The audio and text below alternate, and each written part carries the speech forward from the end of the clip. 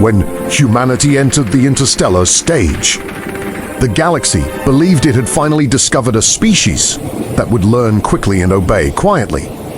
Humans were technologically competent but unremarkable, their ships practical rather than elegant, their weapons effective but unsophisticated. Galactic analysts categorized them as adaptable but emotionally driven, a combination that usually resulted in short-lived civilizations once exposed to real interstellar conflict. Humanity was taught the laws of galactic warfare, the limits of engagement, the acceptable losses, and the protocols that had kept wars controlled for thousands of years.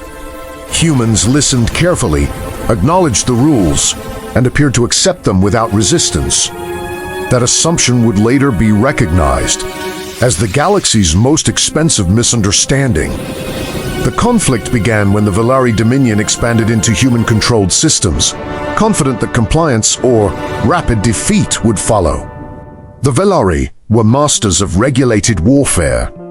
Their fleets, guided by predictive artificial intelligence, capable of simulating millions of outcomes before a single decision was made.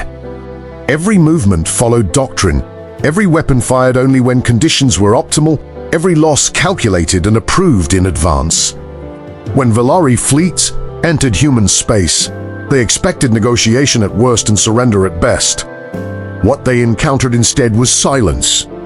No warnings were issued, no defensive formations revealed themselves, and no conventional resistance appeared on sensors.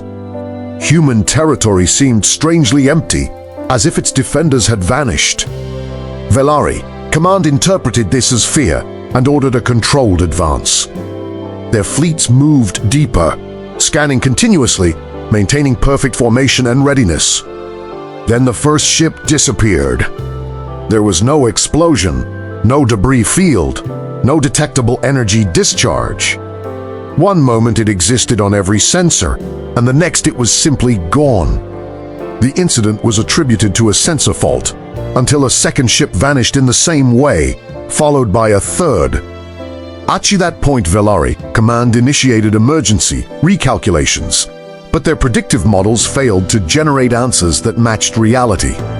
Human ships were present, but they were operating below standard detection thresholds, minimizing emissions, hiding among debris, and moving in patterns that deliberately defied prediction.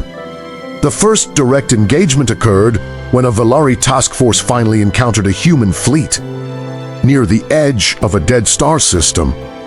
According to Galactic doctrine, the Velari held absolute advantage. Their plasma weapons outranged human armaments by an overwhelming margin, and their shields were optimized to disperse incoming energy with near-perfect efficiency. The Velari opened fire immediately, confident that the encounter would be resolved within minutes. Human ships took damage almost instantly. Hulls ruptured, compartments depressurized, and casualties mounted at a rate that would have forced any other species to withdraw. Humans did not withdraw, they accelerated. Ignoring structural warnings and heat thresholds, human ships burned their engines beyond safe operating limits, closing distance in ways Velari commanders initially believed to be irrational or suicidal. Velari targeting systems struggled to adapt as human ships moved unpredictably, refusing to follow expected evasive patterns. When the distance collapsed to close range, something unexpected happened. Human ships did not switch to energy weapons. They launched kinetic projectiles. Solid mass, traveling at extreme velocities, tore through Velari shields that had never been designed to stop physical impact. Hulls cracked, command decks were breached, and carefully coordinated formations disintegrated in seconds. The Velari fleet attempted to regroup, but human vessels pressed closer, using debris, wreckage, and even their own damaged ships as weapons. Collisions were not avoided. They were executed deliberately.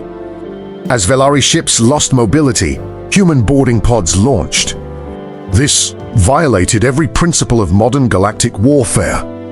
Close quarters combat was considered obsolete, inefficient, and unnecessarily costly. Internal defense systems, and automated countermeasures were supposed to make boarding impossible. Humans boarded anyway. Inside Velari's ships, humans fought without reliance on automated targeting, adaptive lighting, or centralized command. When internal systems shut down to prevent takeover, humans continued advancing. They navigated darkness by sound and touch, adapted instantly to failing gravity, and fought through injuries that would have incapacitated most known species. Velari soldiers, trained to fight with system support and predictive overlays, found themselves overwhelmed by an enemy that did not slow down when conditions worsened.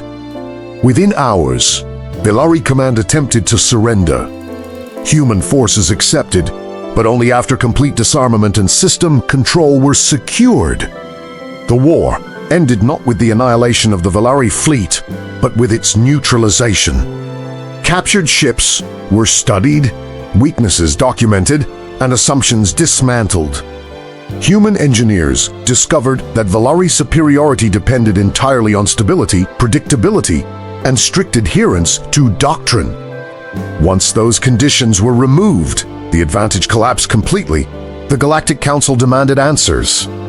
Humanity provided them without hostility or triumph. Humans explained that they did not reject galactic rules out of ignorance or arrogance. They rejected them because those rules were built on the assumption that systems would function as intended and that enemies would behave rationally. Human history had taught a different lesson. On their homeworld, survival was never guaranteed by fairness, optimization, or compliance. It was earned through adaptation, endurance, and the willingness to continue when logic suggested failure was inevitable. Human warfare was not designed to be efficient or elegant. It was designed to work when everything else failed. In the aftermath, humanity's classification was revised. They were no longer considered technologically average or strategically unsophisticated. They were labeled as a destabilizing force, capable of collapsing controlled systems through unpredictability and refusal to disengage. A new directive was added to Galactic military doctrine, circulated quietly among major powers. Never force humanity into a conflict where survival is their primary objective. Because when humans fight to survive rather than to win, they do not follow established rules, negotiated limits, or accepted outcomes. They escalate, adapt, and endure until the threat no longer exists. Since that war, no major civilization has attempted to test that directive. Human space remains quiet, not because humans seek peace above all else, but because the galaxy finally understands the cost of forcing them to fight.